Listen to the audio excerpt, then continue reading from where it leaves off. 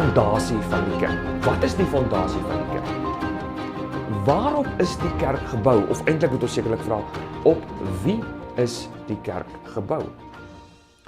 Dis interessant dat katholieke, ortodokse Christene en protestante inderdaad verskillende antwoorde hierop sou gee. Maar die meeste mense daar buite, as ek vir jou die vraag sou vra, op wie is die kerk gebou? Wat is die fondasie van die kerk? Sal heel wat mense, eintlik dink ek die meeste mense, bloot eenvoudig net antwoord, Jesus is die fondasie van die kerk. Hy is die rots waarop die kerk gebou is. Party mense sal dalk sê, die woord van God is die fondasie waarop die kerk gebou is. En inderdaad sou 'n mens kon sê, ja, die woord van God speel 'n rol. Ja, Jesus Christus is ook die rots waarop die kerk gebou is. Maar die vraag dan vanmôre is Jesus die enigste rots waarop die kerk gebou is? Is hy die enigste fondasie waarop die kerk gebou is? Is die Bybel as woord van God die enigste fondasie waarop die kerk gebou is? En weer, protestante sal maklik sê ja, omdat hulle hierdie beginsel het van Christus alleen en sola scriptura, die Bybel alleen. En hierdie vraag kom natuurlik veral ter sprake wanneer ons praat oor Matteus 16, die rol van Petrus as die eerste paus, wanneer Jesus vir hom sê, op hierdie rots sal ek my kerk bou. Jy is Petrus en op hierdie rots sal ek my kerk bou. En ja, ook die katholieke kerk se eie katekismus sê, dat daar op twee maniere deur Jesus gepraat word met Petrus hier. Daar's 'n verwysing inderdaad na sy geloof, na sy belydenis, dat Jesus is die seun van die lewende God, dat hy die Messias is. So die kerk word gebou op die belydenis, die geloof wat Petrus op daardie stadium wys. Maar tog, lees ons bietjie verder in daardie selfde gedeelte van Matteus, dan sien ons hoe Jesus vir hom die sleutels gee en vir hom sê, wat jy op aarde sluit, sal in die hemel gesluit wees, en andersom wat jy op aarde oopsluit, sal in die hemel oopgesluit wees. Die sleutels van die koninkryk, natuurlik die perspektief vanuit Jesaja uit, waar die eerste minister van die Davidiese koninkryk hierdie sleutels hanteer het, ook in die naam van die koning. Maar kom ons sit dit net so 'n bietjie eenkant, en dan kyk ons, wat sê die Bybel vir ons dan regtig oor wie of wat die fondasie van die kerk is? En is dit nie miskien moontlik dat daar, behalwe vir Jesus, dan nie ook net nog ander mense sou kon wees wat die fondasie is nie?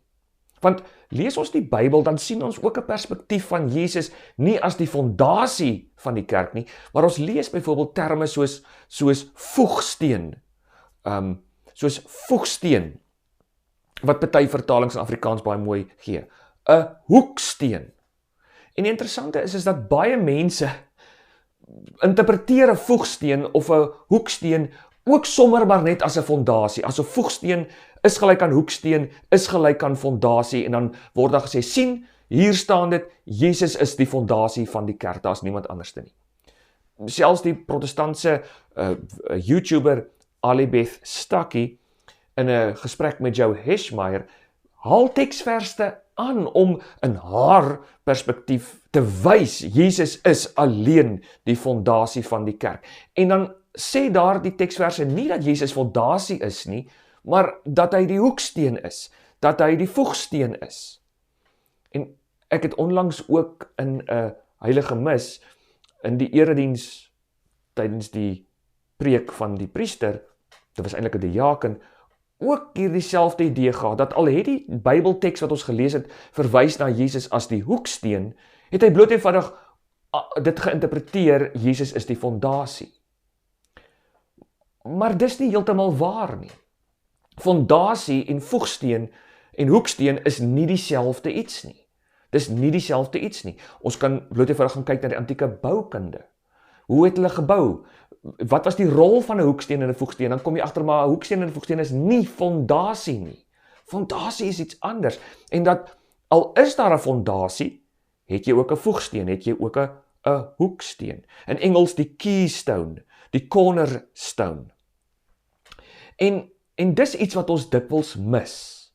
En omdat ons dit dikwels mis ons die kerk se belydenis, of verstaan ons dit verskraald, die kerk se belydenis en die geloofsbelydenis van Nicea byvoorbeeld, dat ek glo in een heilige Katolieke en Apostoliese Kerk. Want wat maak ons nou byvoorbeeld met tekste soos in Openbaring 21, waar jy 'n beeld kry van die Nuwe Jerusalem, en jy sien die apostels is die fondasie van die Nuwe Jerusalem. Nie Jesus as sulks nie. Efesiërs 2, en dis interessant genoeg die teksvers wat Ali Beth Stuckey aangehaal het, en dan lees hy dit, maar sy interpreteer dit nog steeds as bloot eenvoudig sien, Jesus is die fondament, terwyl die teks duidelik sê, die apostels en profete is die fondasie, en Jesus is iets anders van die kerk, naamlik die hoeksteen, of die voegsteen, soos party vertaling sê, ons gaan 'n bietjie kyk na die Grieks. En hoeksteen en fondasie is nie dieselfde iets nie. En daarom moet ons baie mooi oplet daarna, wanneer ons Bybel sou lees. En hoe raak dit dan apostoliese opvolging? Die rol van die apostels en die biskoppe dan vandag. Nou goed, kyk ons na die Bybel, dan begin ons daar in 1 Korintiërs 10 vers 4, waar Jesus inderdaad genoem word rots. Die Griekse woord wat gebruik word is Petra. Petra, rots, 1 Korintiërs 10 vers 4. Daar lees ons bloot eenvoudig net die volgende. En almal het dieselfde geestelike drank gedrink, want hulle het gedrink uit 'n geestelike rots wat hulle gevolg het, en die rots was Christus. Nou interessant, hier word nie as sulks verwys na Jesus as fondasie nie, want hierdie rots kan nou iets anders te wees. Dink nou aan Moses in die woestyn, toe die volk Israel water gesoek het, en Moses met die rots gepraat het, en met die rots geslaan het met sy kierie, en daar water uit die rots gekom het. Daardie rots was nie 'n fondasie van 'n gebou nie. Dit was 'n rotsstruktuur. En dis die sinspeling hier. So selfs in 1 Korintiërs 10, al word daar verwys na Jesus as Petra in die Grieks, as rots, is dit nie as sulks binne die konteks fondasie nie. 'n gebou wat nou gebou is, en dan is daar 'n fondasie waarboop die gebou is nie. Indirek is daar ook in Matteus 7 vers 24 tot 25 dieselfde. Daar kry ons dieselfde iets, en ek wil net gou vinnig so intoe blaai, en dit tog vir julle lees. Matteus 7. Daar, in Matteus 7, vanaf vers 24, daar kry ons dit. Daarom sal elkeen wat na my woorde luister, en daarvolgens handel, soos 'n verstandige man wees wat sy huis op 'n rots bou. Nou goed, daar kan 'n mens sê, dat binne die konteks, daar word die Griekse woord Petra gebruik. Wie na my woorde luister, is soos 'n man wat sy huis op 'n rots bou. So Jesus se woorde is inderdaad dan daar in daardie konteks die fondasie sou 'n mens kon sê, die woord van God sou ons kon sê, en ons sou ook die sprong kon maak inderdaad na die Bybel toe as woord van God. Maar weer 'n keer, is dit die enigste beeld wat die Bybel gee? Nee. Dan kyk ons byvoorbeeld 1 Korintiërs 3 vers 11. 1 Korintiërs 3 vers 11. Daar kry ons 'n ander beskrywing van Jesus. En die Griekse woord wat daar gebruik word is themelios. Themelios daar. 1 Korintiërs 3 vers 11. Want niemand kan 'n ander fondament lê as wat reeds gelê is nie. Dit is Jesus Christus. Of iemand nou op die fondament bou met goud, silwer, kosbare stene, hout, gras of strooi, elkeen sal werk sal duidelik word. Goed, so hier sien ons dat Jesus is die fondament en ons bou op die fondament Jesus. So hier kry ons dit mooi. Hy is nie rots nie, maar hy is die fondament, die themelios. 1 Korintiërs 3 vers 11. Dan kry ons inderdaad 1 Petrus 2 vers 6 tot 7, waar Jesus bloot eenvoudig die steen genoem word. Die steen, die lithos. 1 Petrus 2 vers 6 tot 7. die steen, die goeie steen, die keursteen ook byvoorbeeld, wat deur die bouers verwerp sou wees. Ook 'n aanhaling natuurlik vanuit die psalms wat ons dan ook daar kry. So die steen, Jesus as die steen. 1 Petrus 2 vers 6 tot 7. Daar staan immers in die skrif, kyk, ek sit in Sion 'n klip neer, 'n hoeksteen, uitverkore en kosbaar, maar wie in hom glo, sal verseker nie beskaam staan nie. Daarom is dit kosbaar vir julle wat glo, maar vir ongelowiges geld dit juis wat daar staan. Juis die klip wat die bouers afgekeur het die hoeksteen geword. Nou, hier word dit hoeksteen vertaal in Afrikaans, in die 2020 vertaling, maar die Griekse woord is lithos, dis net steen, wat hier vertaal word met hoeksteen. En weer eens, hoeksteen is nie fondament nie. Maar goed, gaan ons na die Grieks toe, dan sou ons kon net sê steen, en dan kan jy dalk miskien wegkom om te sê, ja, dit is 'n baie groot steen, en ek bou nou op hierdie steen. So, ja, dis dalk miskien moontlik, maar dit is nie fondasie wat daar gebruik word nie. Dis hoeksteen soos Afrikaans om vertaal, definitief die konteks, veral vanuit die psalms uit. Dan interessant, die pragtige beskrywing in Handelinge 4 vers 11, is Petrus weer eens daar aan die woord is, dan praat hy met die skare mense, en Jesus word baie besonders genoem in Handelinge 4 vers 11, word hy genoem, hy is die klip wat deur die bouers geminag is, en die hoeksteen geword het. Hy is die klip wat deur julle die bouers geminag is, en die hoeksteen geword het. Nou, dit is soortgelyk aan wat Petrus later in sy brief skrywe, wat ons nou net gelees het. Maar die Griekse woorde is anders daar. Hier word gepraat in die Grieks, 'n kephale gonias. 'n kephale gonias. Dis die Griekse woorde wat gebruik word. So is nie net nie, interessant as jy dit direk vertaal, 'n kephale is 'n kop, ook eerste, 'n kop of hoof, en 'n gonias is 'n hoek. So wat jy nou hier het, is dat die kop van die hoek, dit is hoe dit direk in die Grieks is. Jesus is die kop van die hoek. Hier het jy 'n klip, wat gebruik word as die kop van die hoek. Dis nie fondament nie. Dis nie rots as sulks waarop jy bou nie. Dit is die kop van 'n hoek. Dit is 'n hoeksteen. Dit is 'n hoeksteen inderdaad, as ons dit in Afrikaans sou vertaal, of 'n cornerstone in Engels. Nou, wat is die beeld wat ons hier het? Wat is die rol van 'n hoeksteen, en hoekom hou ek aan om te hamer daarop dat 'n hoeksteen of 'n voegsteen is nie dieselfde as 'n fondasie nie? In moderne boukunde het jy 'n fondasie. Nou, my vrou is 'n argitek of 'n argitekstekenaar, so sy gaan dalk nou kritiseer hoe ek dit verduidelik, maar hoe dit ook al sê is, jy kry 'n fondasie. En op hierdie fondasie is daar stutpilare en stutmure. En stutpilare en stutmure dra ook die gewig van 'n gebou, die gewig van die dak. As jy hierdie pilaar uithaal, hierdie stutmuur uithaal, val die gebou in mekaar, al is daar 'n stewige fondasie. Daarom as jy 'n ou huis het, wat jy wil herbou, herbreek, en jy wil dalk bietjie mure uithaal uit jou huis uit, en of jy wil bietjie aanbou en uitbreek en wat ook al, dan moet die argitek eers kyk, watter mure is stutmure. Want jy kan nie die stutmuur sommer net uitbreek nie, want dan val jy huis in mekaar, al staan die fondasie.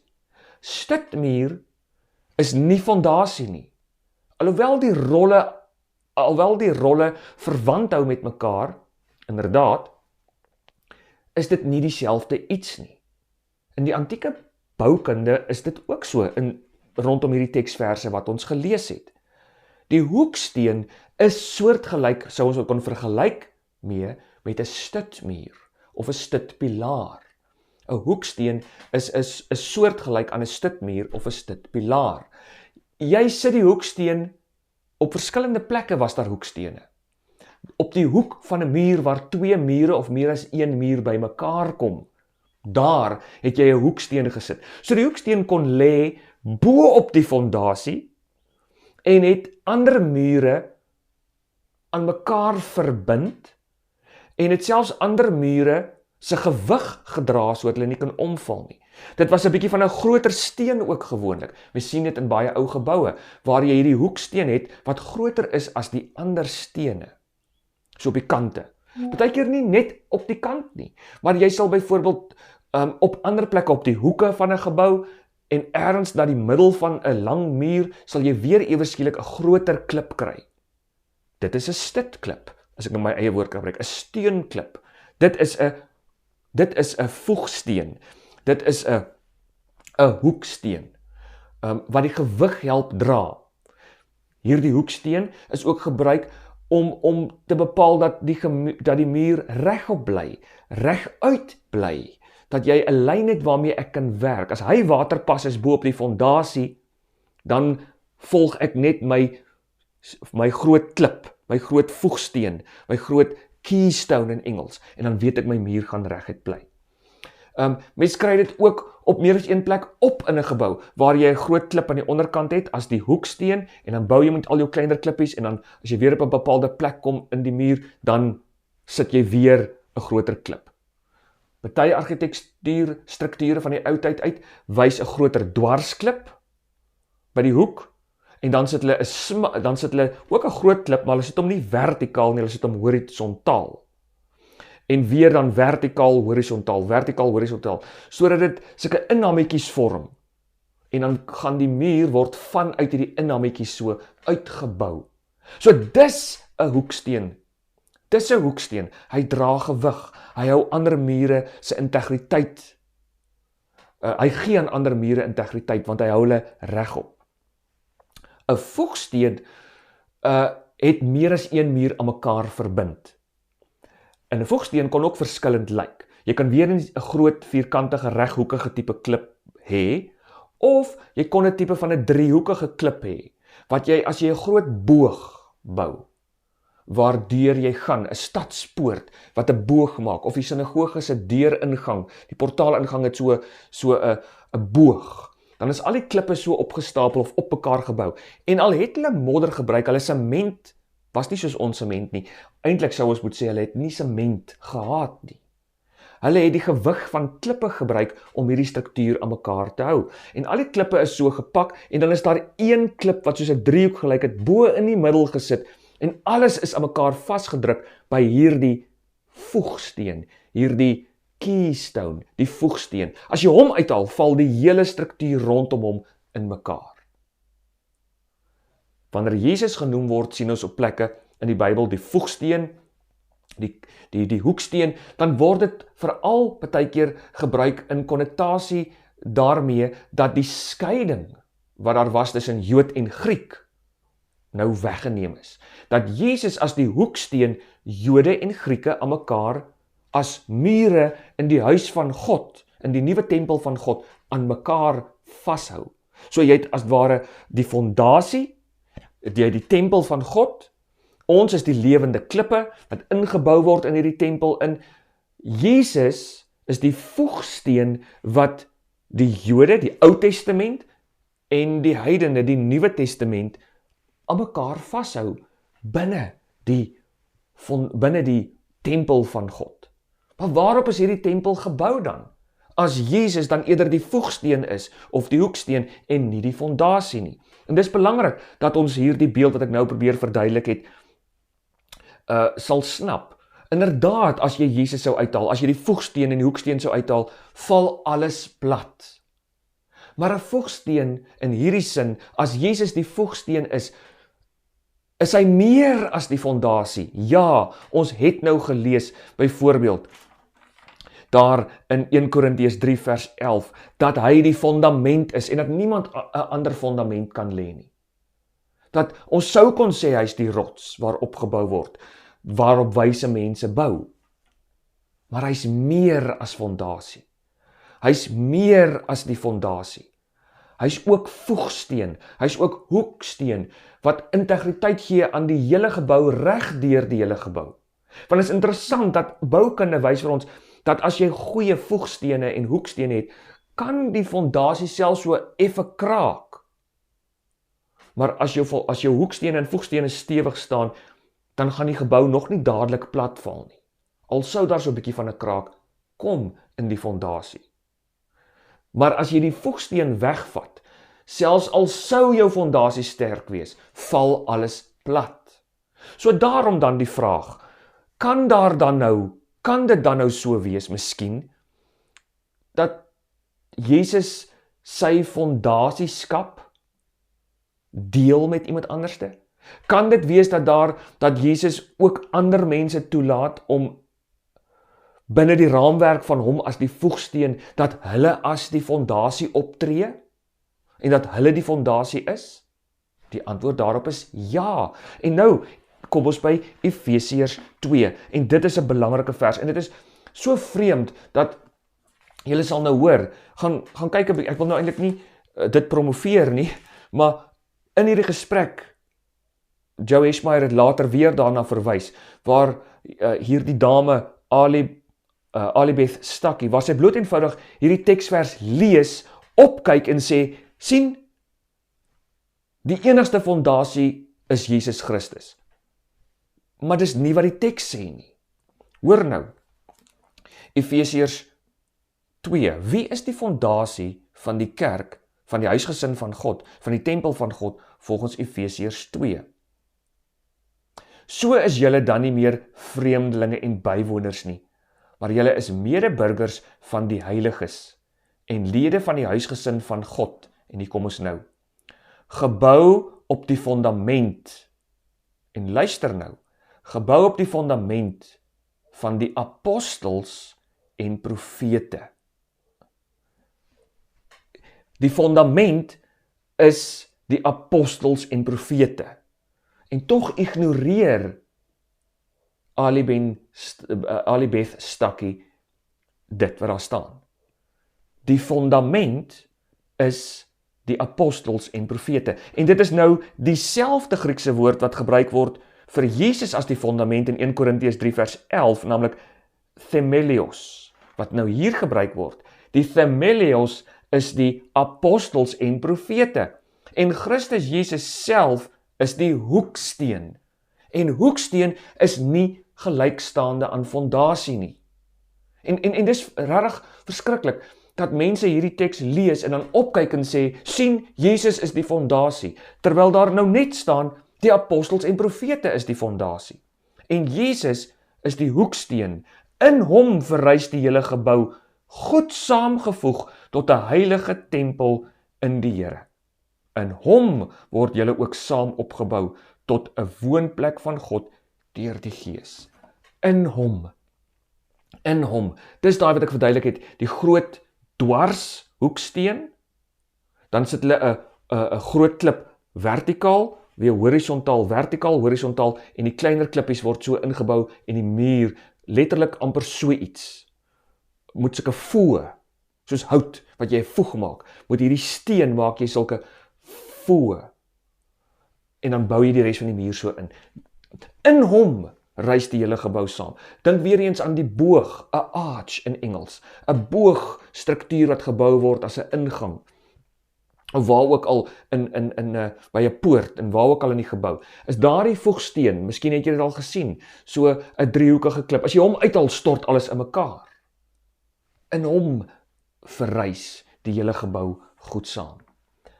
Maar in hierdie konteks van Efesiërs 2, is dit die apostels en profete. Die profete in die Ou Testament wat die woord van God verkondig het, en die apostels wat in die Nuwe Testament die woord van God verkondig, en die deposito van ons geloof, die geloofsbeursie, oorhandig aan hulle opvolgers, die biskoppe. En nou kan ons maar na die vroeë kerklike geskiedenis gaan kyk, en jy kan gaan lees, wat sê Ignatius van Antiochië, wat sê Justinus die Martelaar, wat sê Irenaeus van Lyon, wat sê Cyprian van Karthago, en hulle almal bring dit, hierdie Efesiërs 2, in verband met ons belydenis, dat die kerk nie net een is nie, dat die kerk nie net heilig is nie, dat die kerk nie net katholiek is nie, maar dat die kerk apostolies is. Want die kerk is gebou op die apostels en die profete. Die apostels en die profete. Die lyn van apostoliese opvolging hou hiermee verband. Daarom speel ons biskoppe vandag nog in lyn met hulle voorgangers tot by die apostels, speel hulle 'n rol in die handhawing van die fondasie van die kerk. Kry hulle dit uit hulle eie uit? Nee.